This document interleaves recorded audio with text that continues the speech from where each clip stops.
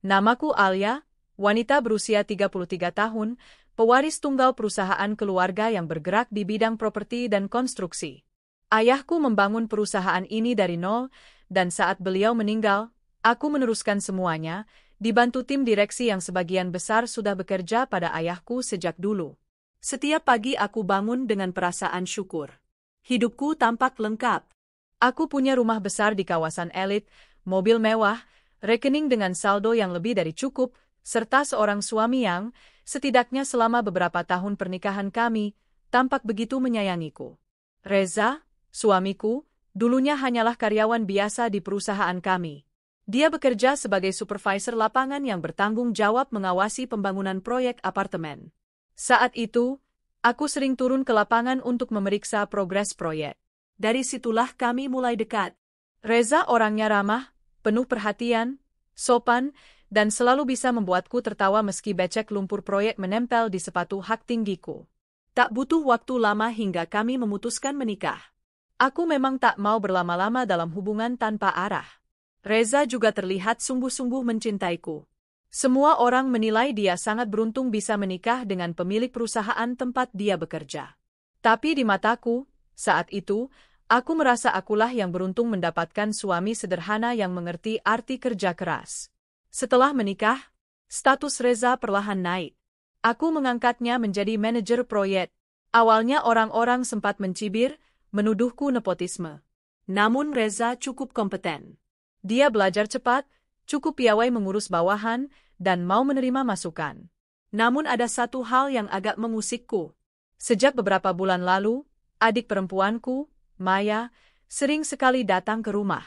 Maya berusia 27 tahun, wajahnya cantik, penampilannya fashionable, tubuhnya ramping. Sejak dulu Maya memang agak manja. Setelah kedua orang tua kami tiada, aku sering merasa punya kewajiban menjaga Maya. Jadi ketika Maya bilang ingin sering menginap di rumahku karena kosnya dekat kantor terlalu bising, aku tentu saja mempersilakan. Rumahku ini sangat besar, ada 6 kamar tidur yang tak terpakai. Awalnya aku senang. Maya sering membantuku menemani makan malam jika Reza pulang terlambat atau menemaniku belanja. Tapi makin lama, entah kenapa aku merasa ada yang aneh. Maya jadi sering sekali bersolek berlebihan di rumah. Pakai parfum menyengat, make-up sempurna, hanya untuk duduk di ruang tamu. Kalau kutanya, dia cuma tertawa, biar cantik aja, Mbak. Siapa tahu ada kurir ganteng datang. Namun bukan itu yang membuatku cemas. Setiap Reza pulang, Maya selalu menyambutnya lebih dulu daripada aku. Bahkan kadang dia sampai ke pintu pagar, menunggu Reza memarkir mobil. Lalu mereka akan berbincang cukup lama sebelum masuk rumah.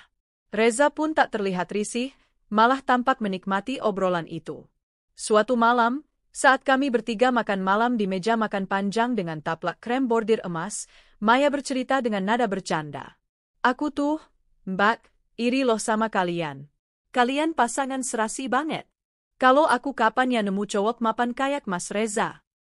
Reza hanya tersenyum sambil menatap piringnya. Aku ikut tertawa canggung.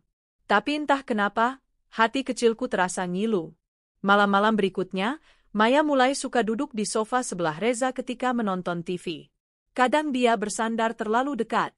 Kalau kutegur, Maya cuma bilang, "Ih, Bat, lebay banget. Kan aku cuma adikmu." Reza pun membelaku, "Iya, sayang, jangan terlalu serius.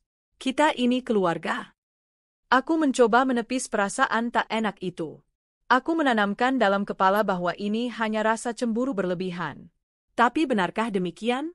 Beberapa minggu kemudian, aku menemukan parfum Maya di mobil Reza. Botol kaca kecil berwarna ungu itu tergeletak di jok belakang. Ketika kutanya pada Reza, dia bilang mungkin Maya tertinggal waktu dia nebeng. Kan kemarin aku antar Maya belanja, dia nebeng karena males bawa mobil sendiri, katanya enteng sambil memeriksa ponselnya. Aku hanya mengangguk. Tapi setelah itu, kecurigaanku mulai tumbuh. Aku sadar, Reza makin jarang memelukku. Dia bahkan sering tidur lebih dulu, memunggungiku. Kadang dia pulang lebih malam dari biasanya dengan alasan ada rapat dadakan. Padahal aku tahu, sebagai pemilik perusahaan, jadwalku jauh lebih padat darinya. Seharusnya jika ada rapat penting, Aku akan diberitahu. Sementara Maya makin betah di rumah. Dia mengaku sedang bosan dengan pekerjaannya, jadi ingin istirahat di rumahku. Aku kan sendirian, Mbak. Kalau di sini rame, seru. Ada Mas Reza juga yang suka bercandain aku, katanya sambil cengengesan. Mendengar itu hatiku tercekat. Tapi lagi-lagi, aku berusaha menyangkal firasat buruk yang mulai menyusupi pikiranku. Suatu pagi, aku datang lebih awal ke kantor. Sengaja ingin memeriksa laporan keuangan karena merasa ada yang janggal. Dan benar saja. Dalam buku laporan cash flow, tercatat pengeluaran proyek yang tidak biasa. Ada biaya material dan transport yang membengkak, sementara progres proyeknya tidak meningkat signifikan. Aku memanggil bendahara perusahaan. Setelah memeriksa lebih detail, ternyata pengeluaran itu berkaitan langsung dengan tim yang dikepalai oleh Reza. Ada kwitansi pembelian barang yang seolah fiktif. Hatiku makin kacau. Aku tidak mau langsung menuduh. Aku meminta laporan detail semua transaksi selama 3 bulan terakhir. Dalam hati aku menyiapkan diri untuk kemungkinan terburuk.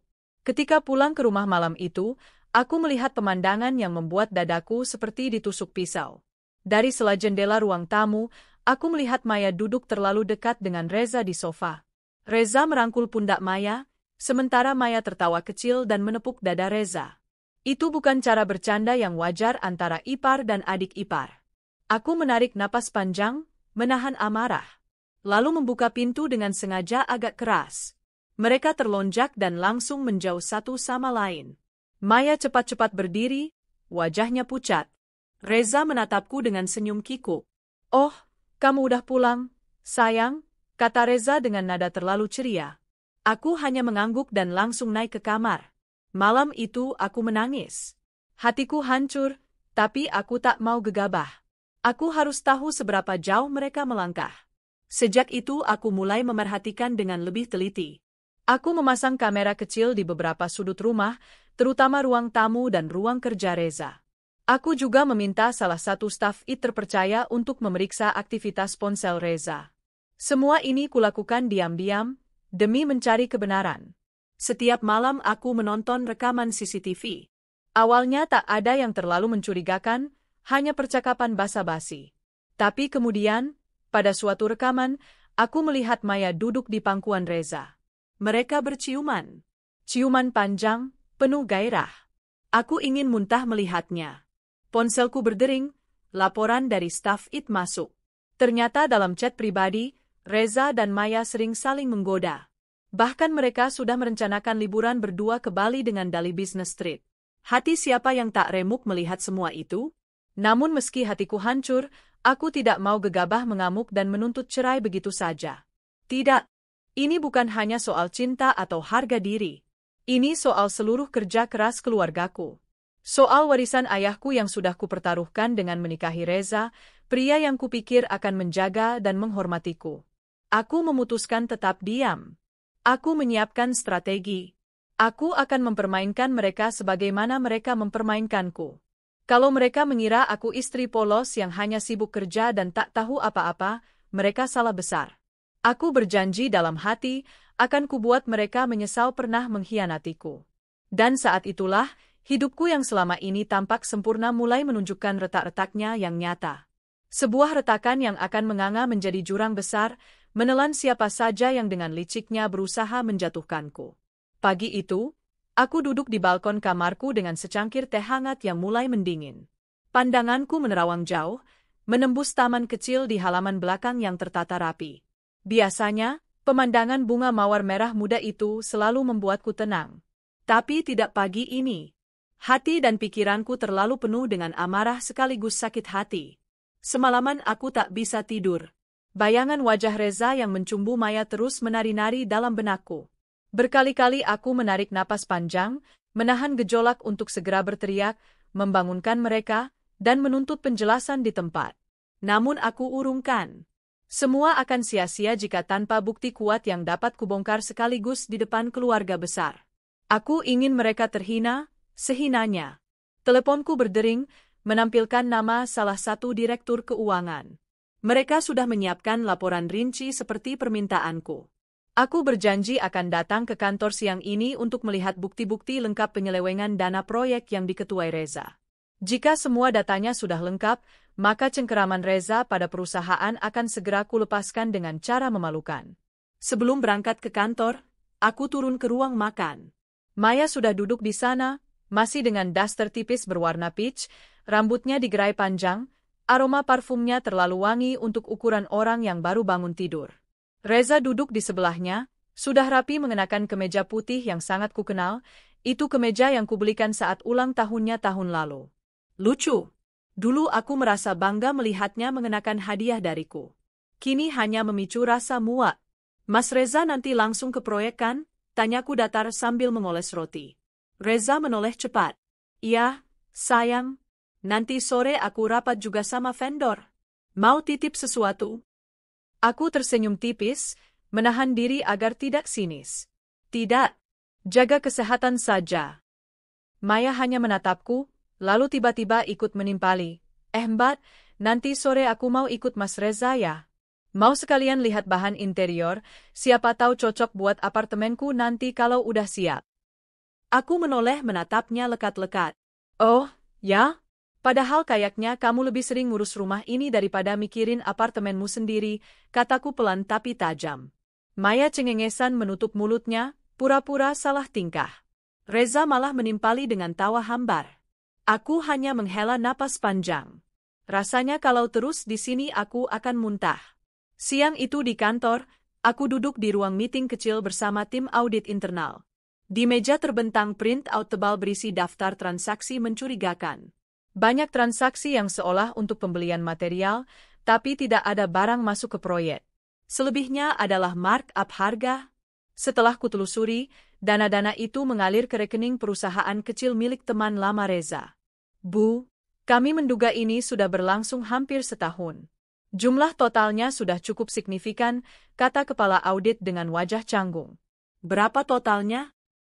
Hampir 2,5 miliar rupiah, Bu. Aku menegakkan badan, menatapnya lurus. Pastikan semua data ini rapi. Siapkan salinan lengkapnya. Dan tolong rahasiakan dulu. Saya akan menangani ini secara pribadi. Setelah mereka pergi, aku duduk memejamkan mata. Rasa kecewa menampar lebih keras daripada rasa marah. Reza yang dulu kutolong, kutarik naik dari pekerja lapangan menjadi manajer, sekarang tega menggerogoti perusahaanku sendiri. Sementara aku sibuk memperjuangkan legasi ayahku, dia malah sibuk menguntungkan diri sendiri dan selingkuh dengan adikku. Sepulangnya dari kantor, aku berusaha tampak biasa saja. Tapi ternyata rumah kosong. Hanya ada Mbok Sarmi, pembantu tua yang sudah ikut keluargaku sejak aku kecil. Mbak Maya sama Pak Reza belum pulang, Bu, kata Mbok Sarmi ketika kusapa. Aku hanya mengangguk. Kalau sudah pulang bilang saya ingin bicara. Aku naik ke kamar, mandi air hangat, lalu mengenakan gaun tidur sutra. Duduk di depan meja rias, aku menatap wajahku sendiri. Apakah aku sudah menua? Apakah wajahku sudah tak menarik lagi hingga Reza berpaling ke Maya? Tidak. Aku masih cantik, kulitku terawat, tubuhku ramping. Bukan itu alasannya. Mereka hanya tamak. Ingin memiliki segalanya. Aku, perusahaanku, dan uangku. Pukul 8 malam, suara mobil terdengar masuk garasi. Aku menunggu di ruang keluarga, pura-pura menonton TV. Maya dan Reza muncul bersama-sama, membawa beberapa kantong belanjaan. Oh, Mbak belum tidur? Sapa Maya ceria sekali. Aku menoleh pelan. Belum.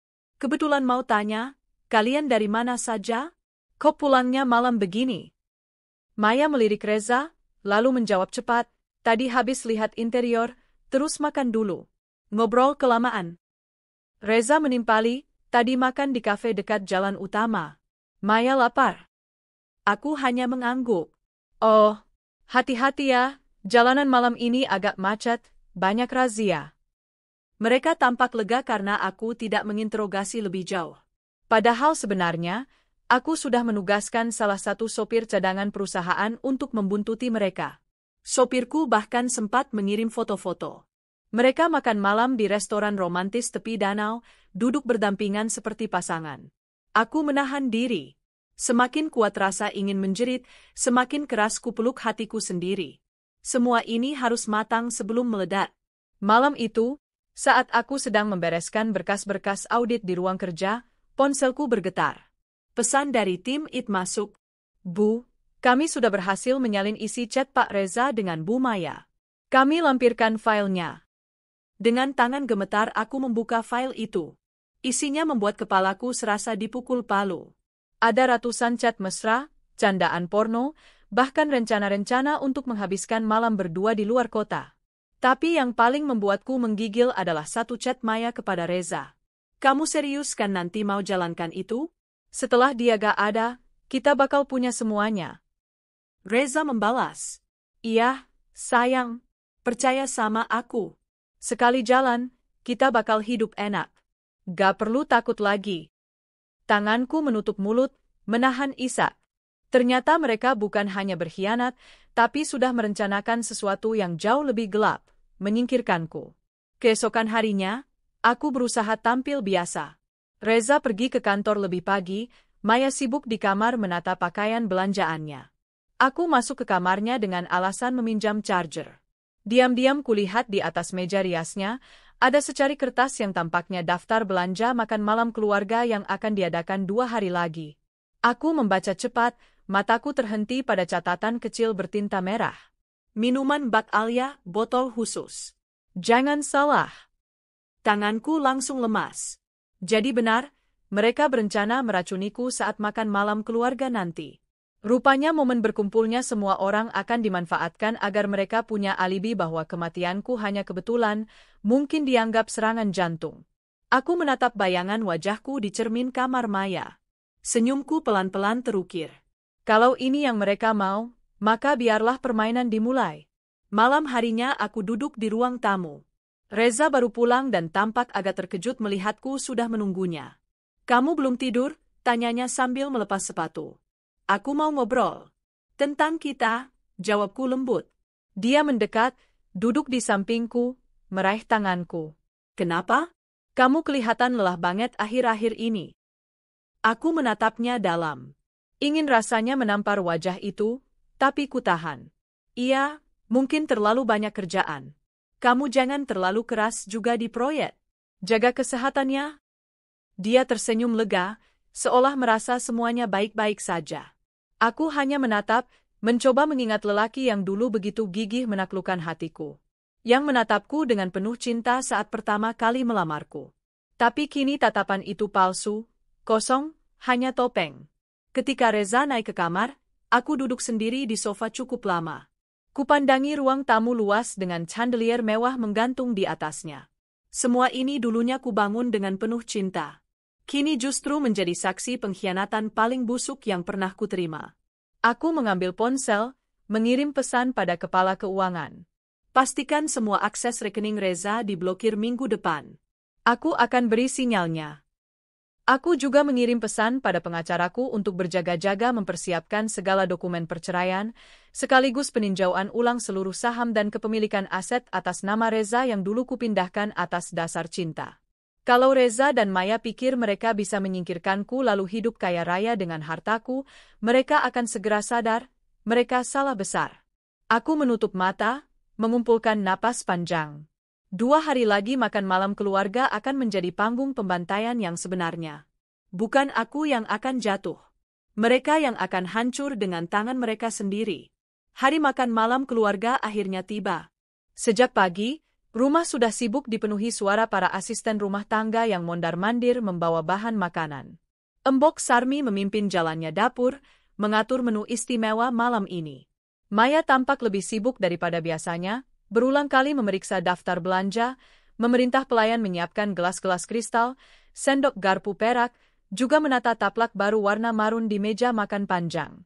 Kenapa ribet banget sih, Maya? Aku akhirnya bertanya saat melihatnya sibuk merapikan posisi bunga meja hingga berkali-kali. Maya menoleh dengan senyum manis yang terlalu dipaksakan. Kan malam ini keluarga besar datang, Mbak. Biar semuanya sempurna. Biar Mbak juga bangga sama aku. Aku hanya mengangguk pelan, menahan geli dalam hati. Sempurna untuk siapa? Untukku atau untuk pesta kemenangan kalian jika berhasil menyingkirkanku malam ini? Sementara itu Reza terlihat lebih diam. Dia memang ikut membantu memeriksa sound system. Kami biasa memutar musik instrumental lembut saat acara keluarga. Tapi matanya sering melirik ke arah Maya, seolah ingin memastikan semuanya berjalan sesuai rencana. Aku menangkap sorot gugup dalam bola matanya. Dan itu membuatku makin yakin dia tahu betul akan ada misi khusus malam ini. Menjelang maghrib, satu persatu anggota keluarga mulai berdatangan. Ada paman dan bibiku dari pihak ayah, dua sepupu yang juga direksi di perusahaan. Lalu keluarga Reza datang, ibu mertua yang selalu memandang Maya dengan tatapan mengagumi, adik ipar yang suka sekali memuji penampilan Maya, serta beberapa kerabat jauh. Ruang tamu jadi riuh dengan suara obrolan. Aku menyapa mereka semua dengan wajah hangat. Maya tampak sibuk bolak-balik membawa snack ke ruang tamu. Reza berdiri dekat Maya, sesekali menepuk punggungnya atau membisikkan sesuatu di telinga Maya yang kemudian tertawa kecil. Aku hanya menatap itu semua seperti menonton drama murahan. Tiba saatnya makan malam.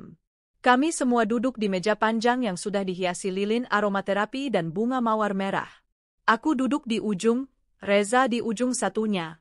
Maya duduk persis di samping Reza. Di hadapanku sudah terletak gelas kristal berisi jus delima yang warnanya pekat, tampak menggiurkan. Aku perhatikan baik-baik, Maya beberapa kali menoleh ke arahku. Bibirnya bergetar sedikit, seperti menahan kegugupan. Reza tampak mengusap punggung tangannya, menatapku lalu cepat-cepat menunduk. Aku menarik napas panjang, mengingat apa yang telah kusiapkan. Sore tadi, diam-diam aku memanggil Mbok Sarmi ke kamarku. Mbok, nanti tolong kalau Maya atau Mas Reza minta tolong menyiapkan minuman saya, jangan diambilkan dari dapur. Biar saya sendiri yang ambil ke pantry. Mengerti? Mbok Sarmi menatapku bingung, tapi mengangguk patuh. Iya Bu Alia, Mbok manut. Dan benar saja, beberapa menit sebelum makan malam dimulai, aku diam-diam masuk pantry dan menemukan dua gelas identik bertuliskan namaku di catatan tempel kecil. Satu gelas yang kutahu sengaja disiapkan Maya untukku, sudah kutukar isinya dengan gelas Maya yang tertinggal di sana. Aku melakukannya pelan, dengan hati dingin. Kalau mereka pikir aku tak tahu, mereka salah besar. Kak Alia nggak minum dulu? Segar loh jusnya, kata Maya tiba-tiba, suaranya terlalu ceria. Aku menatapnya dalam-dalam. Nanti saja. Makan dulu saja, lapar. Reza ikut tertawa canggung, meneguk jusnya sendiri sambil melirik gelasku, memastikan gelasku masih utuh. Maya tampak makin gelisah, beberapa kali melirik ke arahku seolah memaksa supaya aku segera meneguk minumanku. Tapi aku hanya terus memotong steak di piring, menunda meneguk apapun. Setelah hampir 20 menit makan malam berlangsung, Maya tampak makin tak sabar. Dia akhirnya sendiri yang mengambil gelas di depannya, meneguknya dalam satu tarikan panjang. Aku menatapnya dengan sorot penuh rasa iba bercampur ngeri. Aku ingin menutup mata, tapi kupaksa menatap pemandangan itu. Dalam hitungan detik, wajah Maya mulai berubah. Dia memegangi tenggorokannya, napasnya tersengal. Aku kenapa panas? Desis Maya. Reza langsung menoleh panik, berdiri, meraih tubuh Maya yang sudah limbung. Maya? Sayang, kamu kenapa? Dalam hitungan detik Maya jatuh terduduk, tubuhnya kejang. Mulutnya berbusa, matanya melotot. Ibu mertua menjerit histeris. Sepupuku langsung berdiri hendak menolong. Aku hanya diam mematung. Inilah yang kalian rencanakan untukku, bukan? Rasakan. Reza menggendong Maya terburu-buru. Alia, mobil. Tolong bantu aku, kita ke rumah sakit. Aku pura-pura gelagapan. Kunci mobil ada di meja foyer. Cepat bawa saja Maya. Reza menghambur pergi. Ibu mertua dan adik ipar mengekor di belakangnya sambil menangis. Dalam kekacauan itu, aku sengaja berdiri menatap mereka pergi, lalu berjalan santai menuju meja foyer, mengambil dompetku, ponsel, dan menunggu beberapa menit. Saat ku dengar suara mobilku menyalak dan melaju keluar gerbang, aku menarik napas panjang, kemudian menghubungi tim keuangan. Sekarang, blokir semua rekening Reza. Segera. Aku juga mengirim pesan ke sopir cadangan untuk bersiap menjemputku ke rumah sakit nanti. Setengah jam kemudian aku tiba di rumah sakit. Ruang UGD sudah penuh dengan keluarga. Ibu mertua menangis menunggu dokter keluar dari balik tirai putih. Reza mondar-mandir gelisah, wajahnya pucat pasi, tak henti memegang kepala seolah tak percaya ini terjadi. Begitu melihatku datang, Reza langsung menghampiri. Ya, Tuhan, Alia, Maria. Aku menatapnya datar. Bagaimana kondisinya? Reza menggeleng cepat. Belum tahu, dokter masih usaha. Alia, ATM-ku ditolak. Semua kartu aku coba, gak bisa bayar deposit rumah sakit. Kenapa? Aku pura-pura kaget. Masa sih? Wah, kasihan banget. Tapi kan kamu manajer di perusahaan, pasti banyak uang. Atau minta aja Maya bayar tagihannya. Kan selama ini kalian juga bareng terus. Reza menatapku sok. Alia, ini bukan waktunya bercanda. Tolonglah, kamu yang paling mampu. Aku mendekat, menatap wajahnya yang penuh keringat dingin. Reza, aku tahu semuanya. Dia langsung membeku. Pak Maksem? Aku menghela napas panjang, lalu menoleh pada ibu mertua yang berdiri tak jauh sambil memeluk tas tangannya erat. Bu, ibu juga, silakan dengarkan. Mungkin ini akan mengejutkan. Aku mengambil ponsel, membuka file yang tadi sudah kusimpan. Video CCTV rumahku yang memperlihatkan Maya duduk di pangkuan Reza, lalu mereka berciuman panas di ruang tamu. Kusambungkan ke televisi tunggu rumah sakit, membuat seluruh orang menatap layar besar itu. Dalam video tampak jelas bagaimana Maya mengelus dada Reza, lalu merangkul lehernya dan menempelkan bibir. Beberapa detik kemudian terdengar desahan samar. Aku memalingkan wajah ke arah ibu mertua yang wajahnya pucat pasi. Apa ini? Kalian? Jerit ibu mertua menatap Reza. Aku menahan air mata. Ibu, selama ini Maya dan Reza berselingkuh di belakang saya. Bukan hanya itu. Mereka juga merencanakan sesuatu yang lebih keji. Mereka ingin menyingkirkan saya. Memberi saya racun saat makan malam keluarga tadi. Semua orang terperangah. Reza langsung gelagapan. Itu bohong. Alia memfitnah aku. Aku menatap Reza tajam. Kamu mau bilang bohong? Ini bukti percakapan kalian. Aku membuka pesan WhatsApp hasil sadapan IT, memperlihatkan chat mereka tentang menyingkirkan Alia supaya bisa menguasai harta. Semua kulakukan perlahan, supaya tiap kata terpatri dalam kepala keluarga besarku. Sepupuku menatap Reza jijik. Kau bukan hanya pengkhianat, tapi juga penjahat. Reza meremas rambutnya frustasi. Aku cuma khilaf. Maya yang goda aku. Ibu mertua malah menangis lebih kencang. Reza, astaga, selama ini ibu selalu bangga padamu, ternyata kamu. Tak lama kemudian dokter keluar. Wajahnya muram. Keluarga pasien atas nama Maya? Reza berlari. Iya, saya. Bagaimana Maya? Dokter menatapnya serius. Kami sudah berusaha maksimal. Tapi racun yang tertelan sangat kuat. Kami tidak berhasil menyelamatkan beliau. Kami turut berduka cita. Reza limbung. Dia jatuh terduduk, menatap kosong. Ibu mertua menjerit histeris memanggil nama Maya. Aku hanya berdiri tegak. Dalam hatiku, ada sedikit rasa pilu. Bagaimanapun Maya adalah adikku. Tapi rasa pilu itu langsung tenggelam oleh ingatan akan rencana busuk mereka. Jika tak kutukar gelas tadi, akulah yang akan terbujur kaku malam ini. Aku menarik napas panjang, lalu membalikkan badan, melangkah keluar rumah sakit. Saat kulirik sekilas ke belakang, kulihat Reza tertunduk menahan tangis. Semua orang menjauhinya, seolah dia wabah aib. Dan itulah yang pantas mereka terima. Langkahku mantap menuruni lorong rumah sakit malam itu. Di belakangku masih terdengar suara tangis ibu mertua yang menyesali nasib anaknya, menjerit menyalahkan takdir atas kematian Maya. Namun aku tak lagi menoleh. Biarlah mereka menangis sepuasnya. Mereka semua sudah terlalu lama memandang Maya dengan kagum, seolah dia malaikat, padahal nyatanya hanya ular berbisa yang hampir saja menelan nyawaku. Saat tiba di parkiran, sopirku sudah menunggu. Dengan cepat dia membukakan pintu. Aku duduk tenang di kursi belakang, menatap refleksi wajahku sendiri di kaca. Mata ini tampak sembab, tapi juga keras. Hatiku berdegup cepat, bukan karena takut, melainkan lega. Semua kebusukan mereka akhirnya terungkap tanpa aku perlu mengotori tanganku lebih jauh. Sepanjang perjalanan pulang, aku hanya diam. Berulang kali sopirku menoleh lewat kaca spion, mungkin khawatir aku terlalu syok. Tapi tidak, yang kurasakan justru kelegaan. Aku berhasil selamat. Bahkan lebih dari itu, aku membalikkan keadaan. Mereka yang tadinya hendak menyingkirkanku kini justru saling memakan sesama. Maya mati oleh racunnya sendiri. Reza kehilangan segalanya, istri, harta, bahkan harga diri.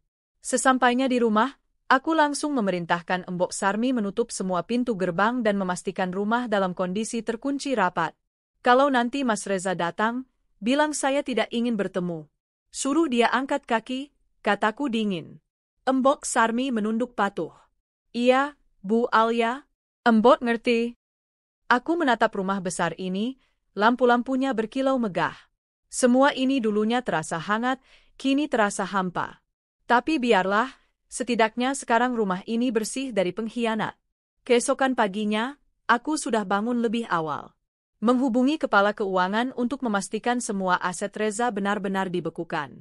Semua akses rekening perusahaan atas nama Reza diblokir. Saham yang dulu secara simbolik pernah kubagi padanya untuk penghargaan cinta, kutarik kembali, karena terbukti dia menyalahgunakannya untuk memperkaya diri. Tak hanya itu, aku menghubungi kuasa hukumku agar segera memproses gugatan cerai. Tak perlu lagi menunggu. Semua bukti perselingkuhan, perencanaan pembunuhan, penyelewengan dana, sudah lebih dari cukup untuk membuat proses perceraian kilat tanpa pembagian aset sedikit pun padanya. Kuasa hukumnya Reza pasti akan berusaha menggugat balik, tapi aku sudah siap. Dokumen dan rekaman terlalu lengkap. Dia hanya akan mempermalukan dirinya sendiri jika nekat. Menjelang siang, terdengar suara gaduh di halaman depan. Dari balkon kamar, kulihat Reza berdiri di depan gerbang, mengetuk-ngetuk pagar keras sambil memanggil namaku. Wajahnya kusut, bajunya tampak belum diganti sejak semalam. Alia, buka. Kita harus bicara, teriaknya. Aku tak bergeming. Dari atas balkon hanya menatapnya datar. Reza menengadah, mata kami bertemu.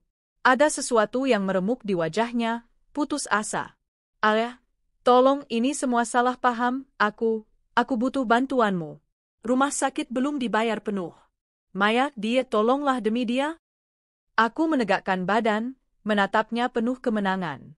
Reza, urusan Maya bukan urusanku lagi. Kamu yang membunuhnya secara tak langsung dengan rencana bodoh kalian. Dan kamu pikir setelah semua ini, aku masih mau mengurus kamu? Dia terlihat ingin memanjat pagar kalau perlu. Alia, kita kan dulu saling cinta. Kamu mau lihat aku hancur begitu saja? Aku menghela napas panjang, lalu membalas dengan suara tenang tapi menusuk. Kau sudah hancur, Reza. Bahkan sebelum semua ini terungkap. Kau yang memilih jalur ini. Sekarang tanggung akibatnya. Aku berbalik masuk ke kamar, menutup pintu balkon pelan. Suara teriakannya masih terdengar, tapi tak lagi kuhiraukan. Sore itu aku mengundang keluarga besar ke rumah, termasuk paman, bibi, dan para sepupu. Kuajak mereka duduk di ruang tamu utama, bersama para direksi yang selama ini mendukungku di perusahaan. Kenapa kamu panggil kami mendadak, Alia? Tanya pamanku. Aku menatap mereka satu persatu, lalu menyalakan layar monitor besar yang biasa kupakai presentasi. Di situ kutampilkan slide berisi ringkasan laporan audit. Semua data korupsi Reza terpampang jelas, lengkap dengan aliran dana ke rekening perusahaan fiktif.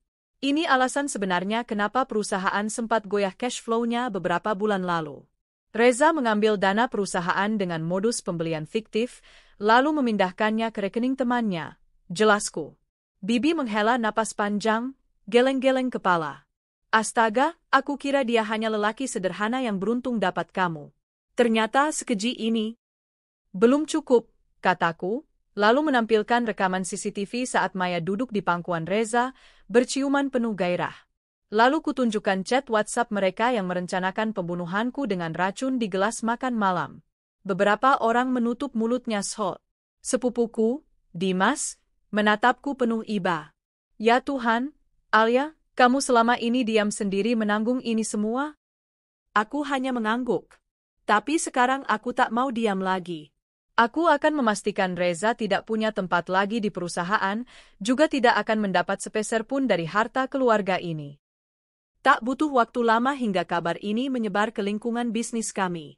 Nama Reza tercoreng habis. Beberapa vendor menolak bekerja sama jika ada tanda tangan dia. Dalam hitungan minggu, dia benar-benar tersingkir dari pergaulan bisnis. Sementara aku menata ulang jajaran manajer, memastikan semua loyal padaku. Reza mencoba beberapa kali datang ke kantor, memohon padaku, bahkan mengancam akan buka suara ke media soal kekejamanku yang katanya menyingkirkan suami demi uang. Tapi dia lupa, semua bukti sudah ada padaku. Jika dia nekat, dialah yang akan dipenjara lebih dulu atas kasus penyelewengan dan percobaan pembunuhan. Suatu malam aku menerima telepon dari ibu mertua. Suaranya parau, seperti baru habis menangis. Alia, maafkan ibu selama ini terlalu memihak Maya, ibu kira Maya benar-benar gadis polos yang hanya butuh perhatian. Ternyata dia menusukmu dari belakang.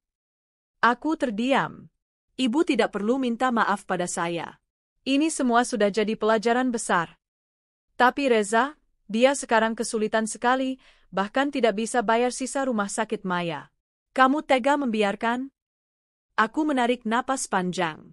Ibu, tolong mengerti. Saya sudah terlalu sering menolong Reza. Bahkan seluruh hidupnya terangkat karena menikah dengan saya. Tapi lihat apa balasan dia? Dia ingin membunuh saya. Kalau saya masih baik hati lagi, saya hanya membiarkan diri saya diinjak. Ibu mertua terisak, lalu menutup telepon. Setelah itu tak pernah lagi menghubungiku. Dan aku merasa lebih lega begitu. Beberapa bulan berlalu. Perusahaanku kembali stabil. Proyek yang sempat tertunda berjalan lancar setelah semua dana dialihkan ke jalur yang benar. Para karyawan lama yang dulu loyal pada ayahku semakin menghormatiku karena tegas membereskan masalah ini. Aku mengangkat manajer baru dari internal yang sudah belasan tahun bekerja, orang yang benar-benar jujur dan tahu bagaimana nilai-nilai kerja keras ayahku. Suatu siang, saat aku meninjau proyek perumahan baru, aku berdiri menatap lahan luas yang mulai dipenuhi rangka-rangka bangunan. Angin berhembus pelan menerpa wajahku. Aku memejamkan mata, menghirup udara segar. Ayah, akhirnya semua sudah selesai, bisikku dalam hati. Aku tidak lagi dikelilingi orang yang ingin memanfaatkan nama besar kita. Malamnya, di rumah yang kini hanya kuisi bersama Mbok Sarmi dan beberapa staf lama, aku duduk di ruang keluarga sendirian. Menikmati teh hangat sambil memandang jendela kaca besar yang langsung menghadap taman belakang. Bunga mawar merah muda yang dulu kutanam bersama Reza tampak merekah indah. Anehnya, aku tak merasa getir lagi melihatnya. Aku sadar satu hal penting, hidupku tak lagi bergantung pada cinta palsu dari pria yang hanya mengejar hartaku. Aku punya diriku sendiri, harga diriku, dan kerja keras keluargaku yang tak boleh ternodai lagi oleh siapapun. Suatu hari nanti, mungkin aku akan membuka hati lagi. Tapi untuk saat ini, aku bahagia hanya dengan diriku sendiri. Menikmati malam sunyi tanpa harus khawatir suami atau saudaraku sendiri merencanakan racun di gelas makanku. Aku meneguk tehku, menatap langit malam yang bertabur bintang. Rasanya seperti menatap masa depan yang lebih jernih. Dan dalam hati, aku berjanji pada diriku sendiri, tak akan ada lagi yang mampu mengkhianatiku seperti dulu. Jika cinta datang lagi, biarlah ia datang dengan tulus, bukan dengan rencana busuk yang menunggu saat lengahku. Pagi itu matahari bersinar hangat menembus tirai kamarku. Aku membuka mata dengan rasa ringan, berbeda dengan pagi-pagi setahun terakhir yang selalu dihantui kecurigaan, pengkhianatan, serta permainan licik orang-orang terdekatku. Hari ini rumah terasa benar-benar milikku lagi. Tak ada Maya yang mondar-mandir dengan daster tipisnya, menebar aroma parfum mahal seperti ingin menegaskan dirinya berkuasa di sini. Tak ada Reza yang pura-pura sibuk dengan laptop kerja sambil mengawasi gerakku, takut rahasianya terbongkar. Hanya ada aku, Mbok Sarmi, dan staf rumah yang sudah setia puluhan tahun. Aku turun ke ruang makan dengan senyum ringan. Mbok Sarmi sudah menyiapkan sarapan, nasi uduk dengan telur dadar rawis kesukaanku sejak kecil. Aroma bawang goreng dan daun kemangi membuat hatiku hangat. Matur nuwun, Mbok, kataku lembut sambil duduk. Sami-sami, enduk Alia. Alhamdulillah sekarang rumah ini adem ayem. Embot juga lega, katanya sambil tersenyum, tampak lebih segar. Aku tahu, tak hanya aku yang terluka. Semua orang lama di rumah ini juga sempat merasa was-was selama Maya dan Reza berkuasa secara halus, sering memerintah seenaknya, membuang barang-barang kenangan masa kecilku, lalu menggantinya dengan gaya hidup glamor yang terasa asing. Kini rumahku kembali jadi rumahku.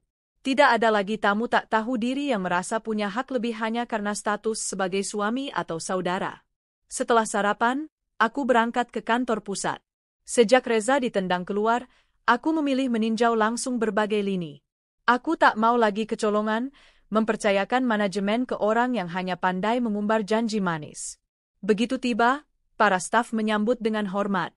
Senyum-senyum mereka tampak tulus, berbeda dari dulu saat Reza sering datang, pura-pura ramah namun sebenarnya menebar tekanan supaya orang-orang tunduk padanya.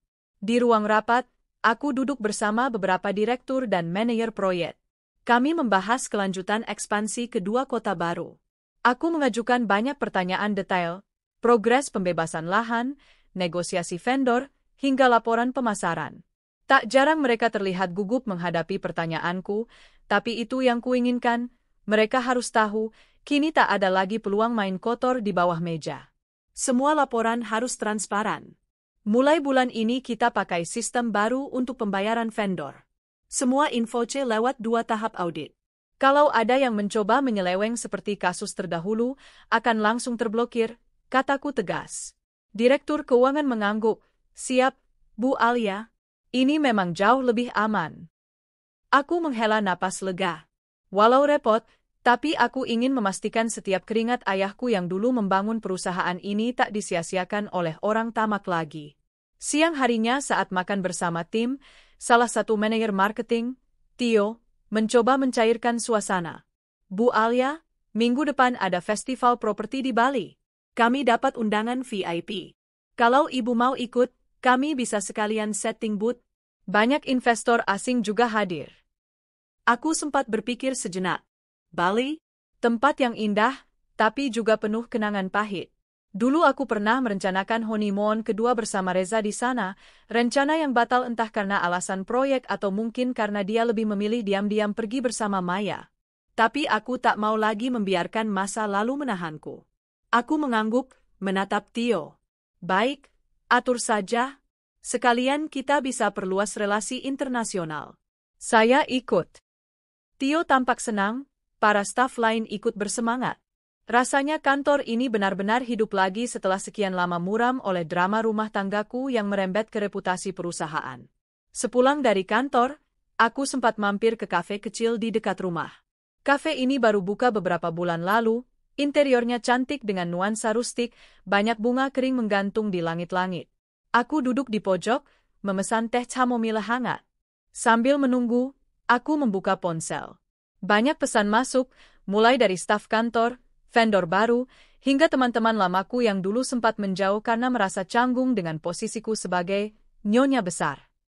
Aku membalas satu persatu, belajar membuka kembali komunikasi yang dulu tertutup rapat karena kesibukan mengurus Reza, Maya, dan semua pengkhianatan mereka.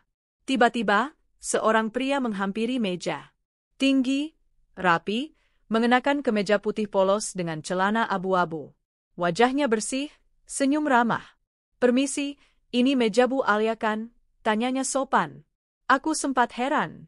Iya benar. Maaf, kita sudah kenal? Dia tertawa kecil. Belum. Saya Johan, sahabat Tio di marketing. Tadi dia kasih tahu saya sering ke sini, kebetulan saya biasa meeting sama klien di kafe ini juga. Tio titip salam, katanya Bu Alia luar biasa berani membereskan internal perusahaan. Aku terkekeh pelan. Ah, itu hanya jalanku menegakkan kembali apa yang diwariskan almarhum ayah saya. Johan tampak mengagumi jawabanku. Kami lalu mengobrol ringan, ternyata dia konsultan interior yang sering mengerjakan proyek hotel di Bali. Lama-lama obrolan kami melebar ke hobi, dari film, buku, sampai kuliner. Rasanya menyenangkan. Sudah lama sekali aku tak merasa bisa tertawa tulus saat berbincang dengan pria. Biasanya selalu ada rasa waspada, takut dibohongi lagi. Tapi Johan berbeda. Dia tak berusaha menonjolkan diri, tak juga menyinggung soal aset atau bisnis keluargaku. Sore itu kami berpisah setelah tukar nomor telepon. Johan hanya bilang, kalau nanti sempat di Bali, kabari saya. Siapa tahu saya bisa kenalin Bu Alia ke beberapa pemilik resort yang mungkin mau investasi juga. Aku mengangguk sambil tersenyum, hatiku hangat. Entah kenapa, langkahku terasa lebih ringan saat berjalan ke parkiran. Beberapa hari kemudian aku benar-benar terbang ke Bali bersama tim. Kami membuka booth di Festival Properti Internasional, memamerkan proyek klaster mewah baru kami. Hari-hariku padat dengan pertemuan investor, presentasi, hingga gala dinner. Di salah satu sesi diskusi terbuka, Johan muncul mengenakan batik biru gelap. Dia menepuk pundak Tio, lalu menghampiriku. Selamat presentasi Tadia, Bu Alia. Saya dengar dari Tio, beberapa investor Australia tertarik portfolio Ibu. Aku mengangguk. Iya, semoga bisa lanjut ke MOU. Kami lalu duduk di lounge outdoor. Johan memesankan mojito untuknya, sementara aku tetap memesan teh hangat. Angin pantai membawa aroma laut, musik akustik mengalun lembut. Obrolan kami mengalir begitu saja. Kali ini lebih pribadi. Johan bercerita tentang kegagalannya bertunangan dulu karena mantan tunangannya lebih memilih pria kaya raya. Lucunya, katanya dia malah lega. Karena uang memang penting, tapi hidup berdampingan dengan orang tamak lebih melelahkan. Aku tertawa kecil. Kita mirip.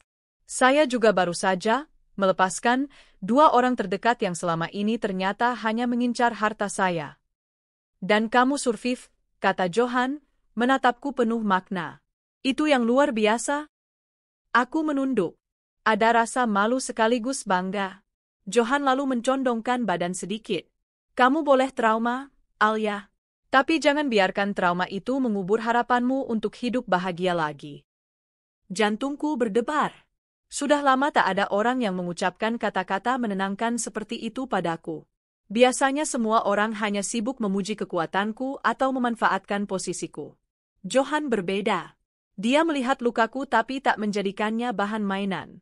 Malam itu, aku duduk di balkon kamar hotel sendirian. Menatap pantai Jimbaran dari kejauhan, gemerlap lampu kafe tepi laut seperti kunang-kunang raksasa. Aku meneguk teh hangat yang kupesan via room service, sambil memikirkan banyak hal.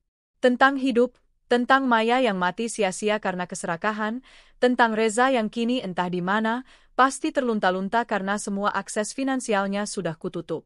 Tentang keluargaku yang akhirnya mengakui betapa dulu mereka juga lengah, terlalu memuja Maya tanpa tahu racun yang disembunyikannya. Dan tentu saja, tentang Johan. Entah kemana akan membawaku. Aku belum berani berharap terlalu jauh. Tapi satu hal pasti, dia memberiku rasa nyaman.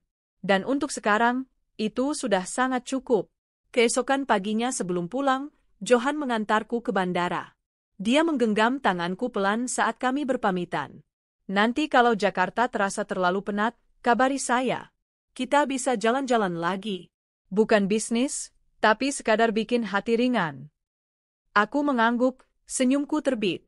Terima kasih, Johan. Untuk mengingatkanku kalau hidup bukan hanya soal bertahan, tapi juga soal memberi ruang pada kebahagiaan. Pesawatku take off meninggalkan Bali. Dari jendela oval, aku menatap pulau itu mengecil, lautnya berkilau seperti taburan kaca. Rasanya seperti meninggalkan luka lama di sana, membawa pulang hati yang sedikit lebih ringan. Dan dalam hati, aku berbisik pada diriku sendiri. Alia, kamu sudah menang. Bukan hanya selamat dari racun mereka, tapi juga berhasil berdiri lebih kokoh. Dan jika nanti cinta datang lagi, kamu akan menyambutnya bukan dengan takut, tapi dengan hati yang lebih bijak. 2 bulan berlalu sejak aku pulang dari Bali. Hidupku berubah menjadi jauh lebih tenang. Kantor berjalan lancar, proyek-proyek yang sempat tertunda kini sudah mulai konstruksi. Bahkan klaster premium yang kuperkenalkan di Festival Properti Bali itu sudah dipesan oleh beberapa investor asing. Nama perusahaan kami kembali harum di dunia properti nasional. Setiap pagi aku bisa menikmati sarapan di teras rumah sambil menatap taman yang kini kuisi dengan bunga matahari. Ada rasa hangat yang sulit dijelaskan. Setelah semua badai, rasanya damai sekali hanya duduk di kursi rotan, menyesap teh melati, memandangi bunga yang menari di terpa angin. Yang lebih membahagiakan lagi, hubunganku dengan Johan perlahan berkembang. Kami belum memutuskan untuk benar-benar pacaran. Johan bilang dia tak mau tergesa-gesa. Dan aku pun tak ingin terburu-buru lagi membuka hati setelah luka lama yang belum hilang seluruhnya. Tapi setiap kami bertemu, rasanya ringan. Dia selalu punya cara membuatku tertawa, entah dengan cerita klien anehnya atau komentarnya soal film yang kami tonton. Bahkan ketika hanya duduk diam berdua di kafe, tak ada yang terasa canggung. Diam kami pun nyaman. Suatu sore Johan mengajakku ke pameran seni di sebuah galeri di Jakarta. Aku awalnya menolak, takut dilihat banyak orang dan menimbulkan gosip. Tapi Johan hanya tertawa, meraih tanganku. Alia, kamu ini perempuan mandiri yang berhak memilih bahagia. Kenapa peduli omongan orang yang bahkan tak tahu perjuanganmu? Kata-katanya itu menghujam, tapi dengan cara yang lembut. Akhirnya aku mengangguk. Kami pergi ke pameran lukisan. Johan berdiri lama di depan sebuah kanvas besar berisi cat air abstrak warna ungu dan emas. Lihat, ini seperti kamu, katanya tiba-tiba. Aku mengerutkan dahi. Kenapa? Warnanya. Ungu itu agung tapi juga menyimpan luka. Emasnya seperti kilau keberhasilanmu menaklukkan semuanya. Tapi kanvas ini tak memamerkan emas terlalu mencolok. Dia hanya menebar sinar secukupnya. Sama seperti kamu, Alia. Elegan, tidak sombong, tapi siapapun yang melihat tahu kamu istimewa. Aku tercekat. Johan benar-benar berbeda. Dia tak memujiku karena uangku, rumahku, mobilku. Dia hanya memandang siapa aku sebenarnya. Bahkan luka-luka yang dulu kupikir harus kututupi, dia anggap bagian penting dariku. Hidupku semakin stabil. Hingga pada suatu pagi, rumahku kedatangan tamu tak terduga. Embok Sarmi masuk ke ruang kerja dengan wajah cemas. Bu, di depan ada tamu. Mas Reza, Bu. Jantungku sempat berhenti sesaat. Reza? Sudah berbulan-bulan dia tak muncul, tak juga terdengar kabar beritanya. Terakhir hanya bisik-bisik orang kantor yang mengatakan dia terdepak dari dunia bisnis karena semua kredibilitasnya hancur. Aku menarik napas panjang. Biarkan dia masuk. Tak lama kemudian Reza berjalan masuk. Jalannya lambat, langkahnya menyeret. Penampilannya membuatku tercekat. Kumis dan jenggot tipis tak terurus, bajunya lusuh seperti sudah dipakai 3 hari berturut-turut. Matanya cekung. Dia seperti pria yang habis ditelan badai besar. Reza, hanya itu yang bisa keluar dari mulutku. Dia langsung jatuh berlutut. Alia, aku mohon bantu aku. Aku berdiri terpaku. Bangun, Reza. Jangan seperti ini. Tapi dia tetap menunduk. Aku benar-benar hancur. Semua orang menjauh. Sahabat yang dulu memuja saat aku naik jabatan, kini bahkan tak mau membalas chatku. Ibuku sakit-sakitan karena malu. Aku tak punya apa-apa lagi. ATM ditutup, rekening semua dibekukan. Rumah juga sudah disita bank. Ada sedikit rasa iba, entah kenapa. Tapi aku mengingat betapa dulu dia dan Maya menertawakanku diam-diam, merencanakan racun dalam gelasku. Betapa dia memeluk Maya sementara aku tertidur dengan tenang, tak tahu ada konspirasi keji dalam rumahku sendiri. Reza, kamu mau apa datang ke sini? Dia menengadah. Air matanya jatuh. Aku menyesal, Alia. Sungguh. Kamu benar, aku lelaki tak tahu diri. Aku terbutakan Maya. Dia manis, perhatian, saat itu aku merasa spesial karena diperhatikan perempuan muda sepertinya. Tapi dia hanya memanfaatkan kelemahanku. Aku salah besar mengkhianatimu. Maafkan aku, beri aku kesempatan lagi. Kalau tidak sebagai suami, setidaknya bantu aku bangkit. Modal sedikit untuk aku memulai usaha kecil. Aku menatapnya lama. Dulu mungkin aku akan luluh. Dulu, sebelum aku tahu manusia macam apa dia. Tapi sekarang hatiku sudah terlalu kenyang oleh luka. Luka yang justru menjadikanku lebih kuat. Aku sudah memaafkanmu, Reza. Tapi hanya untuk diriku sendiri. Supaya aku tak lagi menanggung dendam. Untukmu, aku tak punya apa-apa lagi yang bisa kuberikan. Semua kesempatan sudah kau buang sendiri. Dia langsung menunduk, bahunya bergetar menahan tangis. Alia, kamu tega, setelah semua tahun kita bersama? Aku menggeleng pelan. Kamu tega merencanakan membunuhku, Reza. Kamu tega menertawakanku bersama adikku. Jangan balikkan ini padaku. Dia hanya diam, lalu bangkit perlahan, berjalan keluar dengan langkah lunglai. Aku menatap punggungnya, merasakan penutup masa laluku benar-benar tertutup. Malamnya Johan datang, membawa 2 cup gelato. Rasa matcha buat kamu, Choco Mint buat aku. Aku tertawa kecil, duduk bersamanya di teras. Bercerita soal kedatangan Reza pagi tadi. Johan menatapku serius. Kamu nggak takut hatimu goyah? Aku menatap jauh ke kebun. Tidak. Bahkan aku heran. Dulu aku kira dia segalanya, dunia yang harus kupertahankan. Sekarang aku hanya merasa kasihan. Bukan lagi cinta. Johan mengusap tanganku. Kamu hebat, Alia. Banyak orang kalau ditinggal, mereka mati-matian mau kembali, meski harus mengemis. Tapi kamu justru memilih berdiri tegak. Aku menoleh padanya, berbisik pelan, karena aku belajar, kalau aku sendiri cukup. Semua luka justru mengajarkanku menghargai diriku lebih dari siapapun. Beberapa minggu kemudian, aku mengundang Johan makan malam di rumah. Bukan makan malam mewah, hanya sate ayam dan lontong dari warung favoritku, ditata di piring keramik cantik. Kami makan di teras, disinari lampu taman yang temaram. Johan menatapku lama. Alia, boleh aku jujur? Aku mengerutkan dahi. Kenapa nada suaramu serius sekali? Dia menarik napas. Aku jatuh cinta sama kamu. Bukan karena rumahmu sebesar ini, atau perusahaanmu yang hebat. Aku jatuh cinta sama Alia yang tangguh, yang sabar menata hatinya lagi, yang tak malu mengakui pernah terluka. Aku merasakan dada ini hangat, mataku memanas. John? Dia meraih tanganku. Aku nggak mau terburu-buru, kita bisa jalan pelan-pelan. Aku cuma mau kamu tahu, kapanpun kamu siap, aku akan ada. Air mataku akhirnya jatuh. Tapi kali ini bukan air mata duka, melainkan rasa haru. Johan tak menuntut apa-apa. Dia hanya ingin berjalan bersamaku, sepelan yang kubutuhkan. Malam itu setelah dia pulang, aku duduk sendiri di ruang tamu. Menatap dinding putih bersih yang dulu menjadi saksi pertengkaran diam-diamku dengan Reza. Kini tembok itu seakan ikut tersenyum melihat kehidupanku mulai berwarna lagi. Dalam hati aku berbisik pada diriku sendiri. Alia, lihat, kamu masih di sini, lebih kuat. Dan sekarang ada yang menunggumu membuka hati lagi. Kamu pantas bahagia. Aku menutup mata, menekapkan tangan ke dada, merasakan debar yang penuh harapan.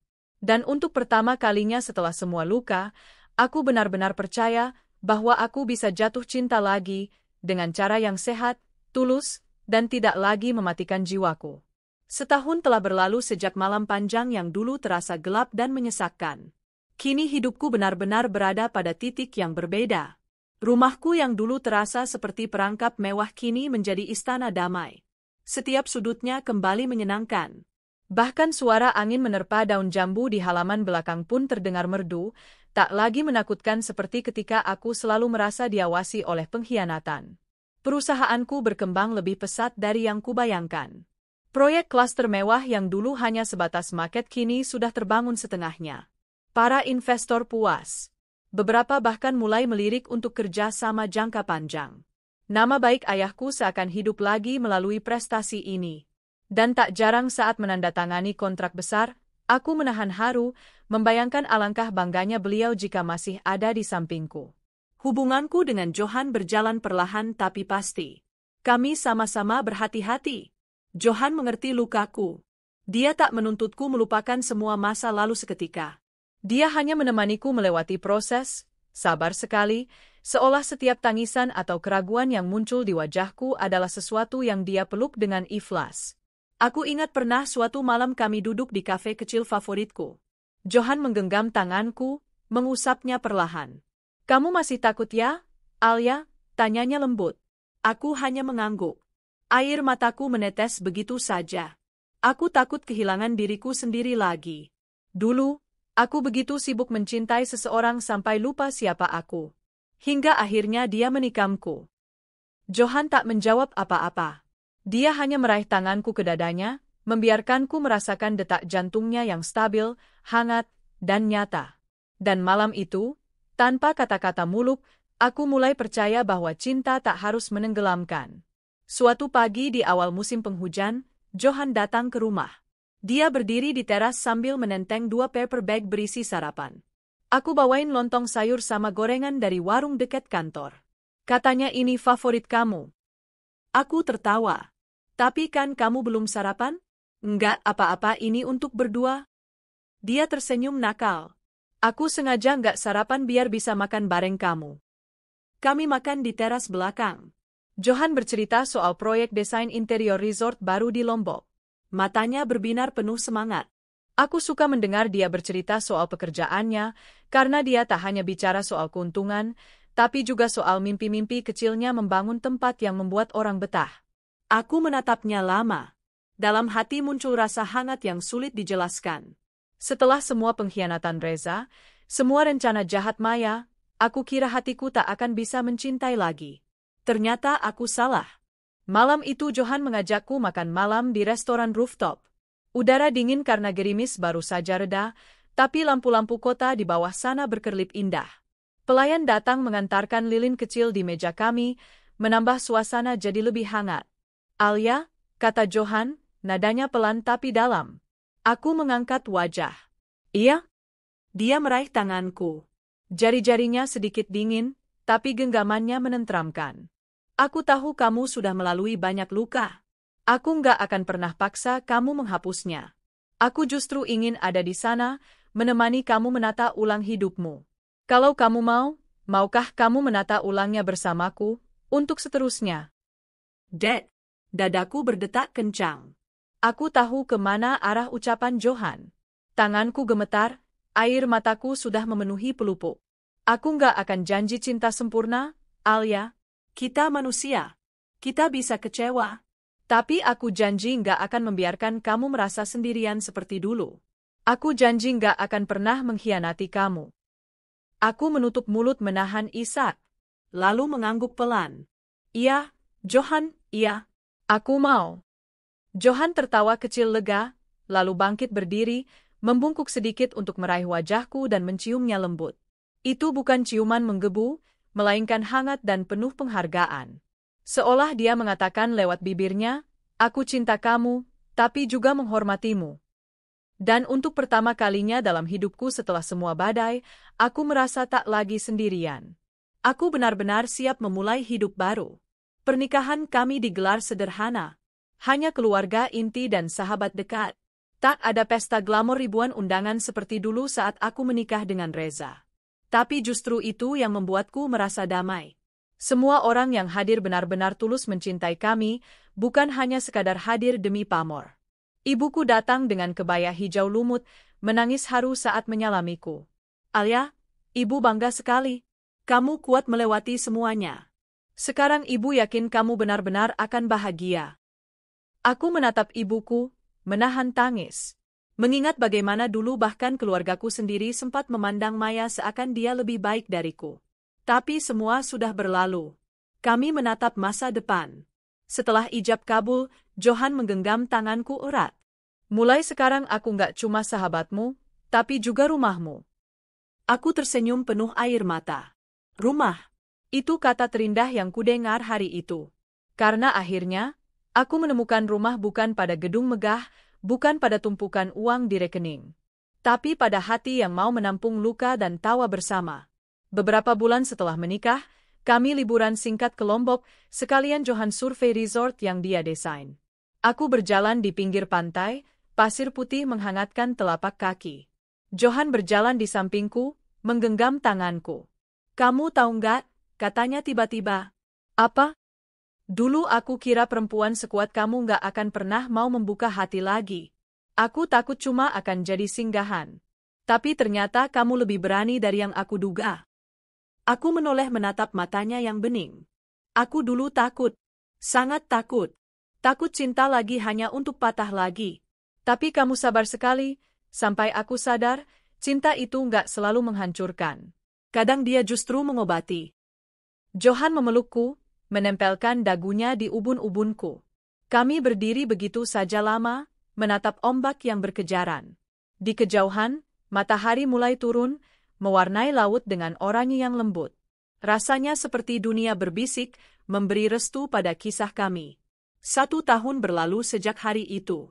Hidupku benar-benar berubah. Tak hanya pernikahan yang damai, tapi juga perusahaan yang semakin kokoh. Aku dan Johan bahkan sempat memulai proyek bersama, merancang butik villa kecil, konsep yang memadukan properti dan sentuhan artistik Johan. Rasanya menyenangkan sekali bekerja sama tanpa ada rasa curiga sedikitpun, tak seperti dulu dengan Reza. Suatu malam, setelah menghadiri gala dinner investor, kami pulang ke rumah dalam keadaan lelah tapi bahagia. Johan menatapku sambil rebah di sofa, masih mengenakan jas abu-abunya. "Alia, tahu nggak kamu itu sekarang makin cantik?" Aku tertawa renyah. "Kamu bilang gitu biar aku nggak ngambek suruh kamu nyuci piring nanti ya?" Dia tertawa keras, lalu meraih pinggangku dan mendekapku. "Enggak, sungguh. Kamu itu cantik karena kamu damai sekarang. Wajahmu nggak lagi tegang. Kamu benar-benar hidup." Aku mendekapnya erat, menghirup aroma parfumnya yang segar. "Terima kasih ya, Johan. Udah sabar banget nunggu aku siap." "Selama ini bukan nunggu kok. Aku menikmati prosesnya. Karena dengan sabar, aku bisa benar-benar mengenal kamu tanpa topeng. Dan aku sadar, ini cinta yang sebenarnya. Bukan sekadar nafsu memiliki, bukan sekadar memanfaatkan nama besar atau harta.